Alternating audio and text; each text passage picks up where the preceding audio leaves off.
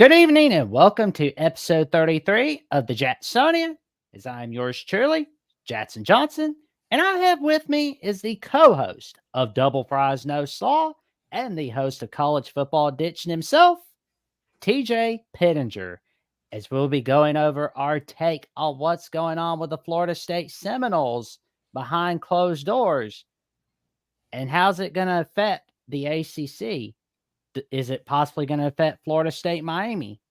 We're going to be going over the schedule preview for 2024 and what's going to happen for the rest of college football, as we will be possibly seeing some more conference realignment. How you doing today, my friend? Good, good. Thank you for having me. How are you doing? I'm doing pretty good. TJ, would you like to tell the audience a little bit about yourself? Yeah, so I started covering Florida State, I don't know, 5, 6 years ago. Just kind of grew up a massive fan and started a show actually in 2020. I was doing some stuff behind the scenes before that, but in 2020 called Double Fries No Slaw, an FSU show. And then recently started a national show called College Football Addiction. I'm a kind of addicted to this sport, and so I thought that was a fun play on words. And so, yeah, so that's what I do now. I talk about Florida State a ton, and then I try and dabble in what's going on in the rest of college football as well. I live in Tampa, Florida. I have 3 kids that are 5 and under, so that's a zoo most of the time. But I have a good time with all things said. Oh, that's awesome. You enjoy the kids being young because they grow up so fast. Oh yeah, it flies even now. For sure. And, when I was looking up college football ditching on the YouTube search feed, it was like giving me like a ditching help phone number. It's like, no, college football ditching, college football ditching. Nobody is addicted to anything. Good grief. I'm looking for a channel. Some people that have run into, I probably do need that. So, I guess it kind of makes sense. Well, I will say though, Mike Norvell has done a tremendous job. The 2020 season was disastrous. 2021 was meh. 2022 was a step in the right direction. 2023, holy Toledo, it started off with LSU just getting smacked again, and it wasn't a close game either. It was a Brian Kelly learned a thing or two about what he doesn't need to be doing against Florida State. But what was your take on the 2023 season? Yeah, I mean, I think 2023, Florida State certainly loaded up to try and go for it all, and they thought that they brought enough pieces back to compete against anybody.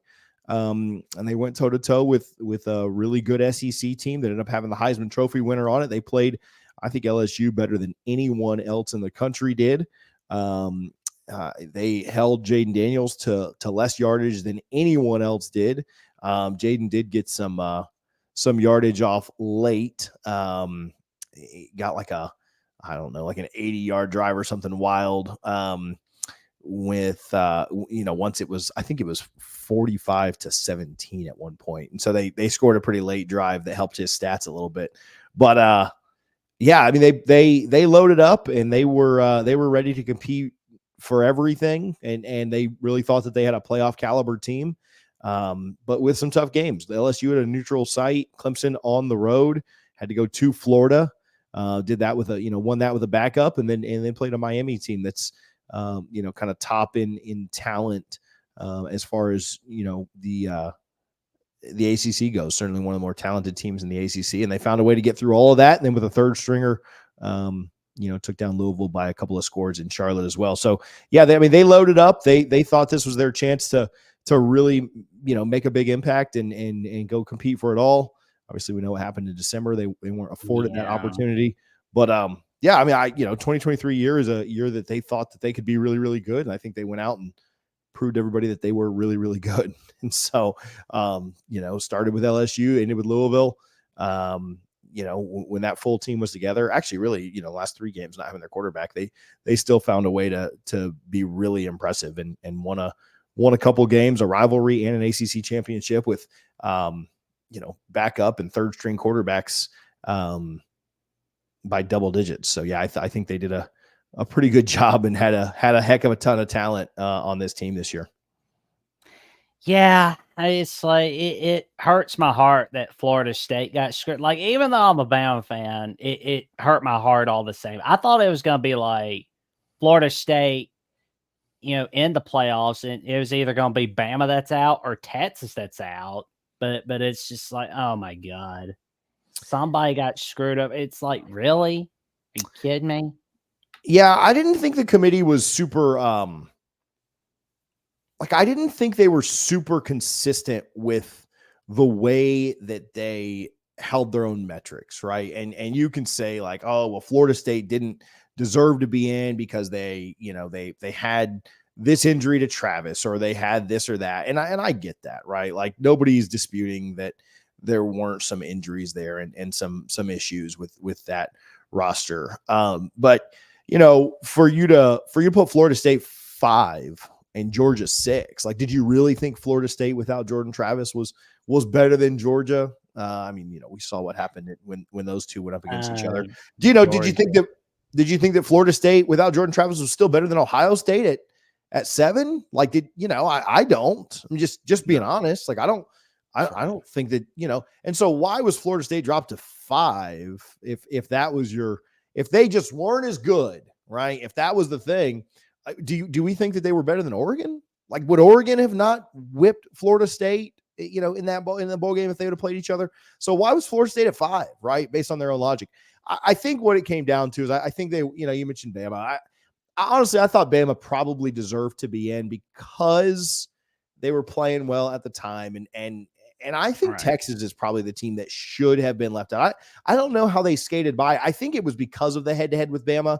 But when you do that, again, talking about the committee not living up to their own metrics or their own standards, you're basically saying, because Texas beat a very overrated Oklahoma State team that had lost to UCF, like, Texas winning that Big 12 championship to me didn't really mean a whole lot, not necessarily any more than Florida State beating Louisville. Right. And so when you put Texas in, you were basically saying, hey, what happened in week 2 still means so much to us that we're going to put Texas in. Because Bama won, we got to bump Texas up and we got to take them with them. It's kind of like Bama goes and they're attached to Texas because they beat them. Well, what did Florida State do early in the year? If that's your metric, you're so I think at the end of the day, the committee didn't want a repeat of what happened with TCU last year. And so they said, we're going to use whatever narrative or whatever logic we need to make sure that doesn't happen. And at the end of the day, there you go. They kind of got what they wanted there. Well, and I couldn't help but notice that Florida State beat LSU by 3 touchdowns. And I see where Alabama beat them by 2 touchdowns. You think the committee didn't look into that enough, or no? No, I don't think they looked at that at all. Like I said, I think they wanted to put the teams in that they put in, and they were going to do what they needed to do to get that done. If they'd have looked at that, and Bama won that game by 2 touchdowns. I mean, Jaden Daniels didn't play the fourth quarter of that game. Now, some could say that he didn't really play the fourth quarter of our game either, but he was at least on the field. And so, yeah, I mean, they didn't talk about that. They didn't, they talked about how Florida State just didn't look very good without Jordan Travis. What about how Bama looked against Auburn? How does that not factor in? Why is that not they needed an absolute miracle to beat a team that had just lost to New Mexico State.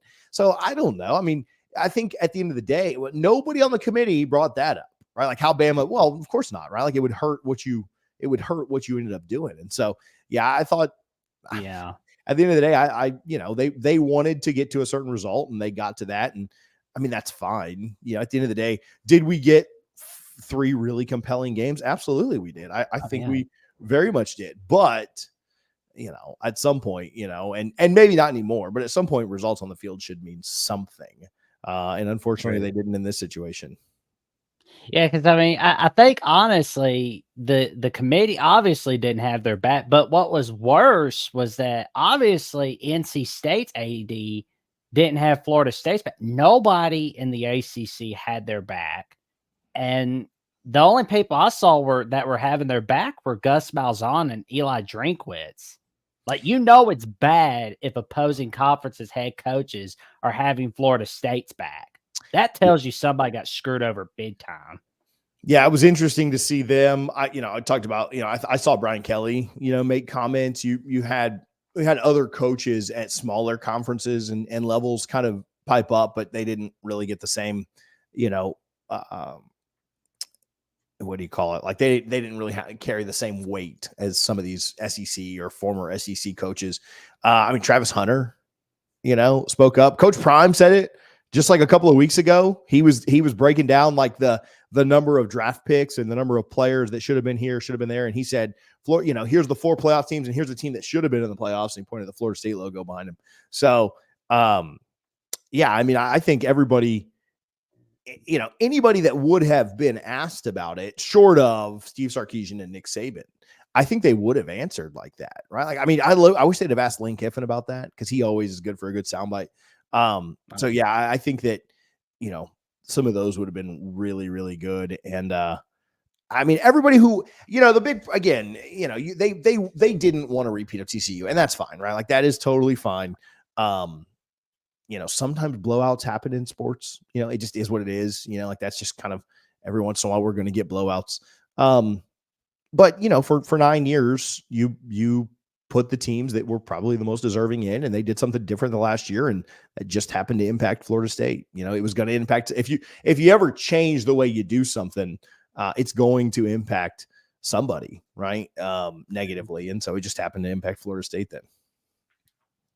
And for some people that are viewing this episode, was this the situation that spearheaded Florida State having a lawsuit with the ACC, or was it in the works before all this? Yeah, definitely in the works beforehand. I do think that because it happened, I think there was there were some things that were maybe added verbally just to kind of say like, see, this is why we think the ACC is not doing their job, because look, even this happened to us, but nothing really changed that much. Like this has been in the works for quite a while.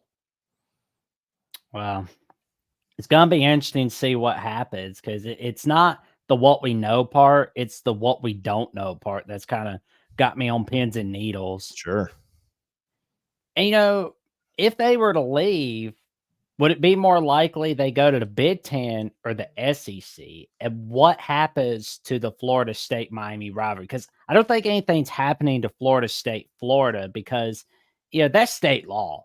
That's staying on. But Florida State-Miami, we don't know what's going to happen to it. But what will happen in the aftermath? So, it does present a pretty interesting, issue where you're in the Big Ten and your schedule gets certainly tougher than it is in the ACC right now. And so are you going to continue to play 2 really tough out of conference opponents every year and rivals at that, right? And so it makes it even tougher, right? At the end of the day, you're going to, more often than not, there are some rivalries that are pretty one-sided, but over the course of, Florida State, I think has, I think they have 2 less wins than Miami in the all-time series. It's like 35-33 or something like that. And then I think they're like 10 wins less than Florida. But for the last 40 years, it's almost dead even. Like I think over the last 40 years, Florida State has like 1 or 2 more wins. And so Florida, having a football program like 50 years longer than Florida State, they really racked up some wins when we first started playing. I think they won like 11 of the first 12 or something like that. But really since then, if you take that first decade out, it's been a dead heat. And so all that to say, you're almost always just going to split with your rivals, right? Like not all, I know there's years you're not, but like, you're playing in a much tougher Big Ten schedule. Are you automatic? Are you going to just like almost guarantee yourself 1 loss out of conference before you even make the rest of the schedule? I don't know. I think that, in an ideal scenario, if they end up in the Big Ten, well, Miami joins them, right? And that's just a conference game. That's your conference rivalry. Or if they end up in the SEC, then that is a conference game, and then you keep your one really tough out of conference game with Miami. But I mean, UF's been scared to death of doing that for years, and that's why they don't play Miami every year. And so they need to. Yeah, I mean, I'm glad they play this year, but UF's been, our schedule's tough enough. We don't need to play anybody else. And so, I mean, that's fine, right? Like that's whatever. But Florida State really likes that rivalry. And, but if Miami stays in the ACC or goes to the Big 12 or something like that, or somehow they end up in the Big 10 and the SEC, I don't know. I don't know if that ends up sticking around, because if the Big 10 is like at a 9-game schedule and then you're going to play Florida, right? It's going to be your 10th. And, maybe with conference realignment, they reduce some of the conference schedules. I don't know, but I think that, it would probably, if they didn't both end up in the Big 10, if you knew that Miami was like Florida State goes to the Big 10 next year and Miami was coming in 2 years, you would just play it for those 2 years, right? Like you just have a little bit tougher schedule for 2 years so you don't break the streak. But if Miami goes to the Big 12, I don't know. I don't know that game stays around forever. Oh man, I'll be sobbing like a baby if that game goes away. Yeah, that would stink, man. That would not be fun. No, because like I thought losing Texas A&M was bad, but Florida State, Miami, oh no. College football historian such as myself, I'm just like, no. We already don't have Florida, Miami. Don't take away Florida State, Miami. Yeah, fans would not be thrilled. Maybe they should go to the state legislature, like just kind of like make it ensure that the top 3 Florida schools play one another. Yeah, and again, I don't know the schools want to do that, as much as because of how tough that really makes things for you. Like nobody else, like who else has out of conference rivalries where they have, most schools don't even have one like that. You know what I'm saying? Like LSU doesn't have one like that. I mean, all their rivalries are in conference. Alabama doesn't have one like that. All their rivalries are in conference. Georgia doesn't. I mean, Georgia Tech, I guess, but like they're never, that's never serious. Clemson does have South Carolina and they have really good years. Florida has us, obviously. Ohio State doesn't have that. There are very few programs out there that do this. And already, most programs don't even have one tough out of conference rival. And it's not just a tough schedule, right? Like Alabama's playing Wisconsin this year and Michigan's playing Texas. And you can afford those one-offs every few years. But Florida State does this every single year against a huge rival in Florida. And to do it, and then they schedule tough outside of that. We played LSU the last 2 years. Not this year, but the next 2 years we play Georgia. The next 2 years after that, we play Alabama. And so it's just like, we're already doing that. We couldn't, there'd be no situation. I'm telling you, if we end up in another conference, there will be no situation where Florida State plays Alabama, Miami, and Florida out of conference. Like they will cancel one of those games, and it'll probably be Miami or Alabama, right? Like it's like Florida. Like you said, Florida's not going anywhere. But yeah, nobody else is even doing one out of conference rival. And I don't say nobody else, but most other programs are not. And so I'd be pretty surprised if they kept 2 out of conference rivals. Like that'd be, I just don't know. I don't know that that's realistic. True. Well, I mean, if you got like a really tough non-conference schedule and you go like, let's say 9-3, you're in the playoffs, especially with a 12-team playoff and upcoming 14-team playoff. I don't know that Florida State fans want to take your word for that, buddy, because Florida State fans aren't going to just trust the committee anymore after last I'll year. lobby. I will lobby on Instagram and every year. I agree with you that if Florida State schedule's tough, they should get in at 9-3. For example, if Florida went 9-3 this year, they should go to the playoff, right? They've got the toughest schedule I've ever seen in my life. But Florida State fans are never going to trust the committee again. They just need to go 13-0 and get in, right? So yeah, I don't know that scheduling tough is going to be what makes FSU fans feel any better. Well, I'm a proponent of scheduling tough, like for blue bloods and teams that are contenders. I'll put you in if you got a tough schedule. So nominate me for committee member. For the committee. Yep. Dominate me. That's But awesome. but yeah, like with Florida State possibly leaving, what's the other domino we gotta watch for conference realignment besides Florida State, Miami, and Clemson? Because I know there was like rumors of Utah saying they're not satisfied with the Big 12 already, but I think that's a load of horse dung, honestly. Yeah, I think the big one outside of Florida State and Clemson are the big ones, and I think outside of those two, it's North Carolina. I think the ACC's like prized possession of UNC, which is just an incredibly valuable brand right there on Tobacco Road, right there in the Florida State leaves. Well, we started in '93 anyway, so who cares? Or '92, so who cares? Clemson leaves. I mean, but they're in South Carolina. If North Carolina was to leave, which I think they will eventually. To me, that's the next big one to fall. I think that's even bigger than Miami. Now, I think Miami's a better program. Football program and historically has been way better, even as a Florida State rival. I don't mind saying that. But North Carolina's brand power and getting the SEC or the Big Ten into North Carolina, and then also stealing that commodity, that huge piece of property away from the ACC would be huge. So North Carolina is the big one to me to watch for after Clemson and Florida State. Clemson and Florida State obviously feel like a foregone conclusion, and so that's I don't even know if I count them as much as North Carolina would be one that is just insanely bad for the ACC.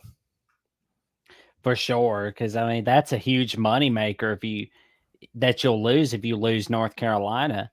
But if we see Florida State, Clemson, which, like you said, is a foregone conclusion. If I'm the SEC, I grab those two, and then I go and grab Miami, and I grab Georgia Tech. That way, I got a stranglehold on all those states. Kind of like in the state of Texas, you got a stranglehold on Texas recruiting with Texas, Texas A&M, and Oklahoma. So I mean that's what I would be doing if I'm the SEC. And plus, I think they're going to try to get to 20 before the Big Ten does. I think the Big Ten is going to try to get to 24. And yeah, I actually think the Big Ten is probably a little bit more likely for Florida State, maybe Clemson as well. okay. But yeah, if I'm the SEC, I'm the same way as you. If I'm the SEC, I'm not letting the Big Ten get those properties. Like I'm not. I'm getting what's most valuable, and Florida State certainly is. But but you asked me earlier, and then just to, I guess, play devil's advocate, I think that Florida State will end up in the Big Ten as of today. Right, I could change my mind, I guess, tomorrow, but I think it'll be Big Ten for the Noles. Well, I know Barstool Big Cat was asking earlier on, as of the recording of this episode, he was asking an hour earlier. He's like, what am I going to watch? What am I going to watch? Well, there's the Jacksonian episode 33 with TJ Pittinger with co-host of Don't Fries No Slaw and College Football Bitchin'. So here you go. Tell him to tune in. Tell him to leave a comment if he does watch, though. Let us know, Big Cat. Oh, yeah. Come on in. So here we go. But in the meantime, we got 2024, and it starts in Dublin, Ireland with Georgia Tech. And we got Labor Day against Boston College. Now, I'm going to tell you right now, I know it looks like an easy game, but I'm not going to be underestimating Labor Day games again. I did that last year with Clemson Duke. I'm not doing that again. But what's your take on 2024, the schedule? Yeah, I think the schedule sets up really well for the Noles. I mean, I think that, you do have to go across the pond and play in Dublin, but I mean, so does Georgia Tech, right? Like, I don't think they're set up better to do that anymore than you are. So any negatives there, like if you can't get up and play in Dublin, I mean, I don't know that you were gonna get up and play in Tallahassee. So who cares? They should handle Georgia Tech. They should handle Boston College. A lot of the other schedule, early. I mean, they should beat Memphis.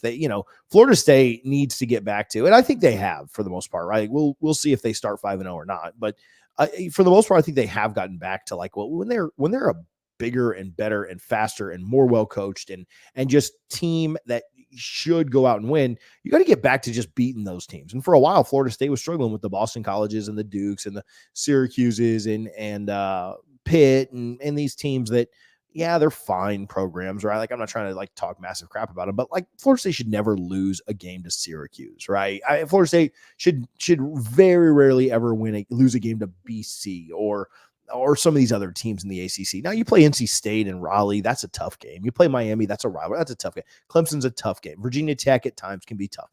But there's a lot of teams in this conference that Florida State just shouldn't lose to, right? Florida State thinks of itself as a top 10 program all time. The numbers probably represent that. They think of themselves as a top 10 program this year upcoming. Certainly thought they were a top 10 program last year. And top 10 programs don't lose to the bottom feeders in their conference, right? Ohio State may not look good, but they're not losing to Illinois. They're not losing to Rutgers. Alabama's not losing to Vandy. They're not losing to Mississippi State. They're not losing some of these games. So now, every great once in a while, could one of those teams knock you off? Absolutely, right? You think about Mississippi State when they had Dak or this, yeah, could one of those teams upset? Sure. But that, what is that? 1 out of every 30 years, and that's kind of where Florida State needs to get back to. And when you look at those first 5 games on the schedule, you'd say, man, they recruit better than all those teams. None of those places are incredibly intimidating places to play. You play at Doak for 3 of them. You're neutral for the other one. So you should win all of those games, right? Your first 5, you should beat. You're a double-digit favorite against Georgia Tech. You're a 20-plus point favorite against Boston College. There is no world where Memphis should be on the same field as you for 4 quarters in Tallahassee. You should never lose a game to Cal in many things, but certainly not football when they've had to travel to the East Coast. And then you play did I mix those up? You have SMU, Cal, and SMU. That looks like trap game material to me, because like you guys are going to be sitting there thinking about Clemson for a little bit, but they're going to try to catch you napping. Maybe. I've not seen Florida State. Like, the one thing I will say that Norvell has done really well is they've really not lost a lot of those trap games like that. Like, really in anything, or like, really, like even in the bad years, like they were just losing games because they were worse than teams. Like, it wasn't like, oh, they looked ahead to another week, or they were just bad back then. And so I don't know. I think they do a good job of getting up for those teams. Now, do they sometimes have a sleepy first quarter or a sleepy first half? Absolutely. And if you do that, you can let a team stick around. But Norvell does a pretty good job of keeping them focused. And I think SMU is the best of that bunch of 5. And I think that's going to help, right? Because you're going on the road to Dallas. I think SMU could be 3-1 or 4-0 at that point. And if they are, that's going to be kind of a highly ranked game. I think SMU will be top 25. Florida State will be 4-0 and top 10, 5, maybe even. And so I think that'll be a game that's getting a lot of attention.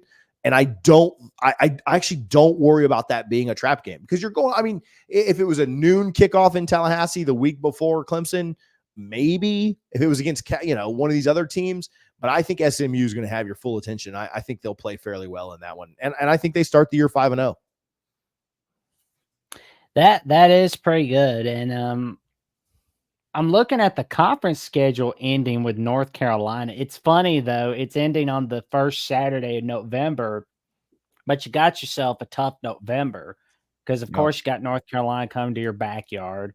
Although Florida State, I don't think, has a tough time with North Carolina. North Carolina has a tough time with them. But you got to go to Notre Dame on NBC, and you got Florida on rivalry week. So that looks pretty huge.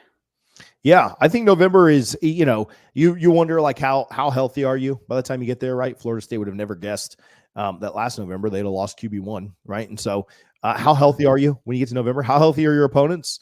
Florida State, Jordan Travis got hurt, and unfortunately, maybe fortunately for the Noles, but unfortunately for the kid, Graham Mertz got hurt 15 minutes later, and so then you knew you were going to have 2 backups in that game. And so that was pretty crazy for both those to happen really just minutes apart. But yeah, I think November is like, how healthy are you? Can you get there really, really healthy? And then can you split those games, right? You don't have to be perfect. You'd love to be perfect this year, but can you split those games? You start out 5-0 and you do what you need to do to start the year. And then in October, we didn't talk about October, but the only 2 real tests in October are Miami and Clemson. Well, can you split those? Can you split Can you split the two in October, and can you split the two in November and go 10-2? If you go 10-2 and you're in the ACC championship, I think you're going to the playoff, right? You need to win the ACC, but and even if you don't, if you go 10-2 and miss Charlotte, I think you've got a chance. But yeah, I mean, and you should beat Florida. Notre Dame's gonna be tough on the road in November. It's gonna be freezing. You should beat Florida. Like this Florida team should not beat you. Yeah, October 5th, we're going to be finding out a lot about who's really running the ACC. I mean, I'm thinking right now it's Florida State, but because, we've seen Clemson in the past 3 years, they've just been falling apart. They've been a disaster. Yeah, what did they? I think they lost after their championship. They lost 1 game, 2 games, 3 games, 4 games. Since their last championship, and so it seems to be that they are going the wrong way. They're heading in the wrong direction, and is Dabo able to put a stop to that and get them back to where they're only losing 2 or 1 or none, or do things continue to trend the other way? Do they lose? Way more games than they should again. And if so, might we might be, now if he turns it around, I'm not making a bold prediction here, but if he turns it around, obviously they'll be fine. If he doesn't, I mean, we may be looking at the end of the tenure. What if they go out and lose 4 or 5 games again this year? That's going to be unacceptable. So yeah, I think we'll find out a lot about both those teams. I will find out a lot about Clemson. They got to play Georgia first, but I don't think anybody's expecting them to beat Georgia. If they can, beat Florida State though on the road, people will forget about that Georgia game pretty quickly. Yeah, one thing Dabo's going to have to do is adjust with the times. I mean, I know he doesn't like the transfer portal, but he's just going to have to suck it up, because if he doesn't, it's biting him in the rear already. Yeah, there's a lot of things I have to do that I don't like. I don't like doing laundry. I don't. My wife broke her hand 3 weeks ago. I've done every piece of laundry in this house for the last 3 weeks, and I've done every dish in this house for the last 3 weeks. And let me tell you something. I don't love it, but I like clean clothes and I like clean dishes. And so that's not a perfect comparison, but it's a pretty good one, because I could just eat out every time and buy new clothes if I really wanted to. But so if Dabo likes winning, he does need to adjust. And so, yeah, I don't like doing some things. I don't like. I've got a 1-year-old. I do not like wiping butts. I still do it because you just have to, right? And so, yeah, same thing. We all do a lot of things that we don't want to. I guess except for Dabo. Dabo is the one who. Dabo needs to take a close look at Les Miles, because I'll tell you right now, Les Miles didn't want to get rid of his friend Cam Cameron. He didn't want to get rid of his old friend because, that's my best friend. He's my very best friend in the world. What happened? You almost got fired 2015. You wouldn't do it 2016. You got fired after Auburn. Yeah. So if you're watching this, Coach Sweeney, better watch this clip. Get on it, brother. Yeah. I like it. And I like it. There we go. Because, I mean, it's like you said, we have to do things we don't want to do in life. I mean, it's just what you do. And I've been making sure, I've been doing my part, making sure my mom was doing all right. She broke her foot a few months back, and I'm making sure, me and my sister, my dad, we're making sure she's doing all right, helping her get stuff she needs, all that. Yeah. Yeah, we all have to do those things, but I mean, I guess again, except for Dabo, he can get by without it. He better look at like Bear Bryant as well. That's a perfect example. Bear Bryant, because like 1968, 1970, that was a down. 1967 to 70, that was a down period for the Crimson Tide. Yeah.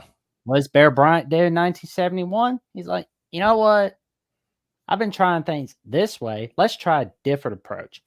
Let's go with the wishbone offense. And it worked. Yeah. Got us some national titles in the 70s. And, we did okay until 1982. But here we go. Yeah. 100%. Because that is one of the things you have to do is learn to adjust. Yeah. Not done a great job of it, but maybe he'll be kind of forced into it here in the next couple of years. We'll find out. Oh, yeah. I'm surprised like we haven't seen like anything happen to like Kurt Ferentz, but he made the necessary adjustment. He's like, son, listen, you gotta go. Yeah. Sorry. And we'll see how that works out for 2024 for Iowa. But for the rest of realignment, now we know it. Now we know it's foregone conclusion for Florida State, Clemson, and we know Miami, North Carolina are likely going somewhere. What happens to the rest of the ACC? Because I don't think that, because it's obvious they're not going to go defunct, but will they stay as like the ACC? Will they, change names like the old Big East did? What is the plan for the ACC going forward? Yeah, I have often I've long thought that they would eventually just go out. Like when it was kind of a prevailing thought last year that 7 teams could get together and vote to.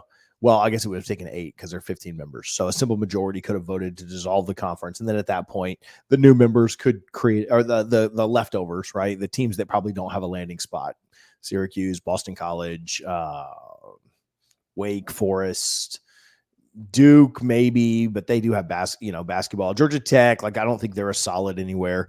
So there's some teams, right? Maybe they could reform the ACC or reform another conference, right? And obviously you have Cal and Stanford maybe jumping into that.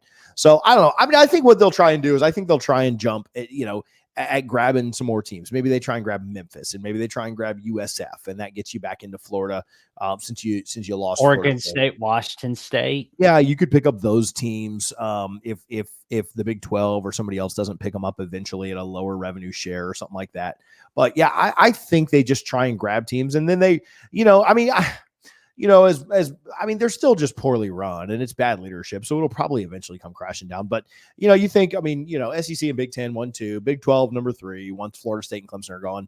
The ACC is still going to be probably about the 4th best conference, they'll still be ahead of all the group of 5 teams. And now they might just be the best group of 5 team or the best group of 5 conference at that point. But that, I don't know. I think they'd probably still maybe qualify for Power 4. I guess it depends on how many teams they truly took in. But maybe they merge with the AAC or I guess the American, or something like that. Like grab some of those teams. And then they're just kind of this hybrid of like the worst Power 5 and the best group of 5. And it does make them better than the other 60 group of 5 teams, but, still definitively lower than, the Big 12 and others. Yeah, because, the Big 12 is going to pick off whatever the SEC and Big 10 didn't get. It's going to be interesting to see whether we see, like, a possibility of West Virginia being a conference game again. Yeah, if I'm, now I think Miami gets into the Big 2, right? As much as I want to talk crap about Miami, I think there's a chance they get in the Big 12. But let's say they get in the Big 2. So, like, I think that, your teams like NC State, Virginia Tech, Louisville, Pittsburgh, teams that do care about athletics, like Wake Forest doesn't care about, like they don't put any money back into sports. So they just don't care about sports, right? Boston College didn't care about sports. Syracuse doesn't care about sports. I mean, basketball is fine, I guess, at Syracuse, but most of these teams refuse to put any kind of money into athletics, and that's why they stink. And so they're not reinvesting the money in athletics, so they're not going to get an invite to the Power 2. And they're not even going to invite to the Big 12. But I do, like I said, Louisville, Pittsburgh, NC State, Virginia Tech, Miami would certainly get an invite. Duke, maybe because of basketball, would get an invite. That might be where it ends. I'm trying to think. I think Cal and Stanford could get invites to the Big 10 at a reduced revenue share, like a permanent reduced revenue share. Like, hey, we'll invite you, but we're only paying you 50% of a full share. Like you get a half share instead of a full share. So we get 2 members, and it just cost us the cost of 1 member. I could see something like that happening. I mean, I think if Miami was going to get to the Big 10, I think they're probably at a reduced revenue share. I don't think it's 50%, but I think it's probably, I don't know, 75 or 80 or something, because I just don't think they're worth a full share right now with anything they bring.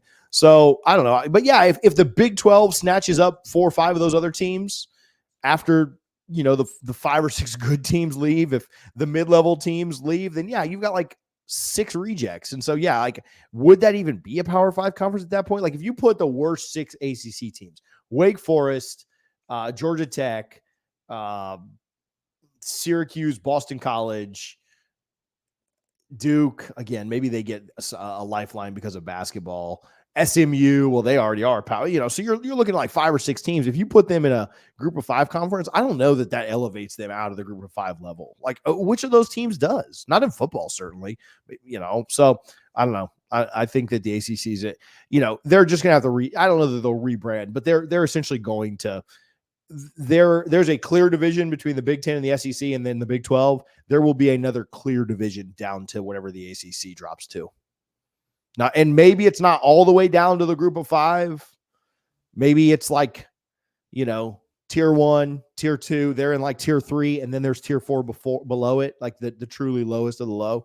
But yeah, they're pretty low, man, at that point.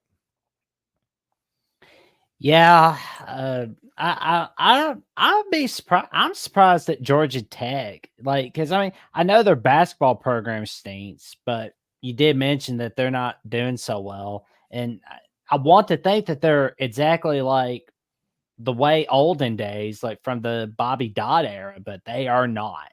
They just aren't. And like the only thing that's really saving them is that Atlanta TV market. Take that out, they're screwed. Yeah, and what I wonder, we talk so much about like markets and stuff, but I don't know that the Atlanta market really helps them as much as that gets talked about. Like the Miami market for the Canes. Like the Canes are not a Miami team. I mean, they play there, and there are some people who in Miami watch them for sure. But they're to me, Miami's a national brand. Like they're not a Miami, like the Big Ten isn't trying to get the Miami market, and that's why they're bringing Miami. They're not moving the needle in Miami at all, and I don't think Georgia Tech really is either. I think people are Braves fans for the first 2 months of the season in college football, and then after that, they put on UGA stuff. Man, I don't think Atlanta, like, it's not like some Georgia Tech takeover in Atlanta. Like there are some people there, but they're not like. They're not, I don't think, the rest of the year, they're just Falcons fans, like that. Like, I think there are probably just as many UGA fans that live in Atlanta than Georgia Tech fans. And it might be more, right? Like if you took the current students out, it might be more. Some Georgia Tech fans probably going to comment on this, like upset at that, but that's my take. And without any numbers or looking it up at all, that's my take. Is there's more UGA fans in Atlanta than there are Georgia Tech fans in 2024. Wow. Well, I hope for their sake there aren't, but I got a feeling you're right on that. And so that's why I don't think that's why I don't think the Atlanta market's that big of a deal. Again, I don't think the Miami market's that big of a deal. I think, Miami is a national brand, right? Like I hate Miami more than anybody you've ever talked to, but I can agree. Like they're not. Miami's not like, the Heat are a Miami brand, right? And they're going to the Stanley Cup. The Panthers are a Miami brand, and the Dolphins are a Miami brand, but the Canes are a national brand. That's why nobody goes to the games, because they don't care about them down in Miami. They care about them all over the country. It's like, the Yankees are obviously a New York brand, and the Cowboys are a Dallas brand for sure. But the Canes are kind of like those teams, right? Like everybody, they got fans everywhere, not just in one location. The Canes' problem is they don't have any fans down in Miami. That's why nobody goes to the games. Yeah. Well, and I kind of wonder if NBC putting Notre Dame Louisville on the Peacock app only is to try to get Notre Dame to leave the ACC behind for the Big Ten. Because, NBC's got that TV contract with the Big Ten, and they got Notre Dame. So I'm kind of wondering if they're trying to get Notre Dame to leave the ACC for other sports. I think eventually Notre Dame will have to leave the ACC. Once Clemson and Florida State leave, I don't see a way that they stay in that conference and maintain any real relevance, because I just think that conference is dying, and that's that just is what it is at the end of the day. I don't think they're going to continue to be able to go on. Yeah, because I don't think they're putting Notre Dame, Florida State on Peacock only, or like a Notre Dame saying it. That's just not happening. Yeah, I couldn't see it. Crazy things have happened, but I don't know that I could see that one. For sure. And I'm sorry to our Louisville friends that's being said that way. I like Louisville. I covered them a little bit on college football addiction last week. I've got some more stuff coming out next week, but I like Louisville. I think they do a good job. They actually invest. I think with the right, I think they've got good leadership. I think they've always done a good job in basketball. They do a fairly decent job in some other sports too, and they've had some fun years in football. Right? Obviously, Lamar was big. Teddy was big. But I think that Louisville, if they were to get, now again, I don't know that they'll get there. I think they're a Big 12 candidate. But I think with some SEC revenue, I think Louisville could be a really good team. I think it could be just like Kentucky. I think they could, for a long time, just be there.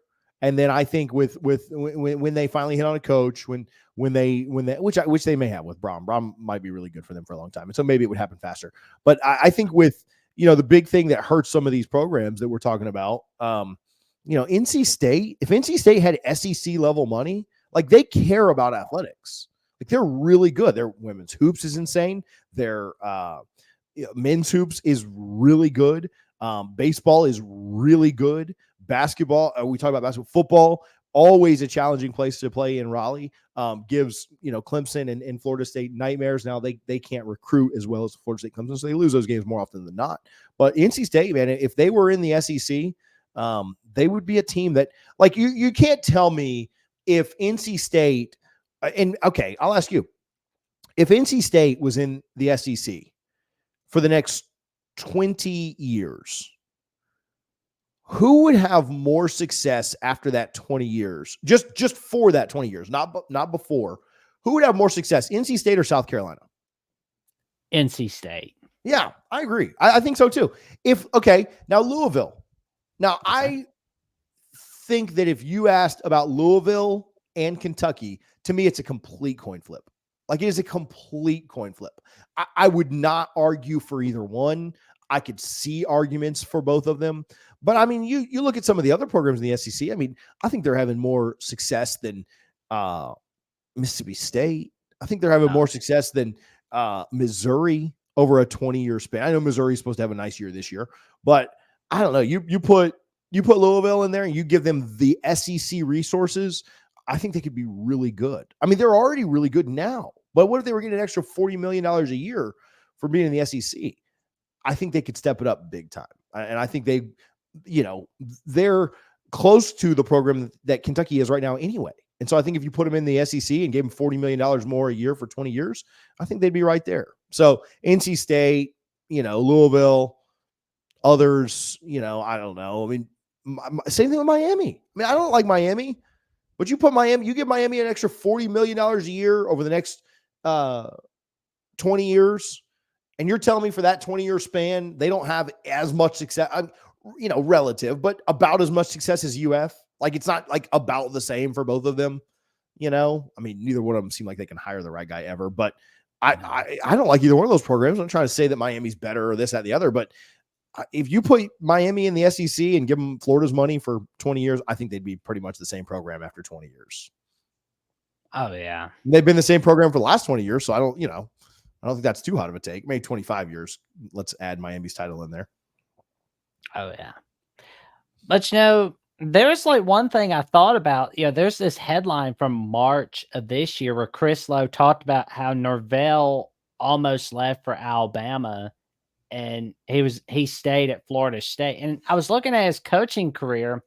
Arkansas was having a tough time between Chad Morris and Mike Norvell. And ultimately they went with Morris over Norvell, which I'll be honest, that was a pretty dumb move. So when they came call in 2019, they're like, hey, Coach Norvell, want to come again? It's like, nope. I got burned by you guys once. I'm not doing that again. Florida State comes calling. Things have gotten fantastic since. It's nowhere near like the Willie Taggart days. I mean, I know the Taggart days are bad, but it was nowhere near as bad as like the Morris days at Arkansas. I mean, losing to San Jose State, Colorado State, and you're getting spanked with a belt by Western Kentucky. Good grief, that's bad.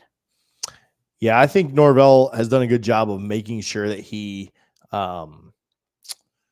takes situations that are right? Like everybody wants to coach in the SEC and everybody wants to coach for a bigger program, even if it's,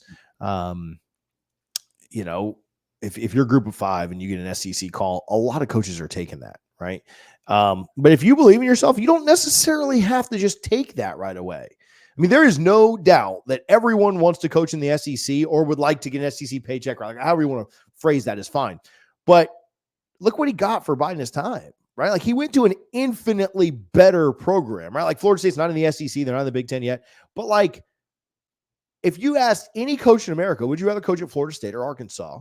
No coach in their right mind, maybe in basketball, but in football, no coach in their right mind is saying, I'd rather coach at Arkansas. It's the same thing. And it's not just an ACC.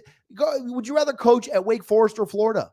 Like, it's the same thing, right? Like, would you rather coach at, Texas Tech or Miami? No, I'd rather go to the better program. Like, this is not that hard of a decision. So yeah, look what being patient, got him. And then obviously he's done the work to turn it around as well. And obviously deserves a ton of credit for that. Yeah. And I know, like, Lane Kiffin got looked at as a possible replacement. And I'll be honest, I would not be surprised if Florida hires him if Billy Napier doesn't do so well in the first half of the 2024 season. Yeah, if I'm being completely transparent on that, I don't want Lane Kiffin to go to Florida. I like Lane Kiffin a lot. I think he's hilarious. I think he's a good coach. I think if you can figure out a way to win at Ole Miss, you can certainly figure out a way to win at the University of Florida. One of the I talked about Florida State being a top 10 all-time program. I think Florida's right there with them. Honestly, whenever I look at like all-time program rankings, like usually it's like 9, 10, 11, Florida State, Florida, Miami. Like, they're all kind of like bunched up right there. And certain ones will have them in different places. So again, another top 10 program of all time. Eventually they're going to hire somebody that's not an idiot. And they didn't do that the last couple of times. But I would not like Lane Kiffin there as an FSU guy. I mean, I'll just be honest about that. I mean, if and when it happens, I'll probably lie on Twitter, but just don't let anybody pull up this clip at that point, because I would not. I'm hoping, honestly, I am hoping I'll do my best to protect this clip as much as possible. Yeah. I think if, I hope somebody else hires him before him. I'm not even kidding on that. And, obviously not Miami, but I hope it's anybody else hires Lane Kiffin before Florida does. Oh man, I want to see more of those Tosh.0 parodies. I mean, I know the show's not on, but just get Daniel Tosh. Hey, bring back Tosh.0. Comedy Central needs something to look forward to. Give us those Lane Kiffin parodies. I love Tosh.0, man. I don't know how old you are, but I was watching Tosh.0 for a long, yeah. So maybe about 15 years ago or so, and those were fantastic. Oh man, as a teenager, I watched a little bit of it behind my parents' back. I was like, it was one of those things you're not supposed to, but you kind of did anyway. Yeah, no, I loved it. Man, I miss those days. But people are looking for some college football content, and they love Florida State content. And congrats on getting closer to 9,000 subs on College Football Ditch. It started on January 17th of this year. Am I correct? Yeah, I was gonna say we were like mid-January. So yeah, it's been doing well, almost up to nice. I don't know what that is, almost up to 6 months, right? 5 months, 6 months, somewhere in there. So yeah, it's been growing. It's been a lot of fun. So college football addiction has it's been fun for sure. I've enjoyed it. There we go. And for those who want to discuss like their take on conference realignment, or tell you how great Florida State is, or just anything in general about college football or college basketball, or anything Florida State in general as a whole, where can they find you? Double Fries, No Slaw, right here on YouTube. You can check it out other places as well. We're on Twitter, Instagram, Facebook. We got a website as well that'll link you to all of this, but it's Double Fries, No Slaw everywhere. There you go. And don't forget to come on in and join the Patreon membership of Double Fries, No Slaw. You'll get some of the best insider knowledge in all of Florida State.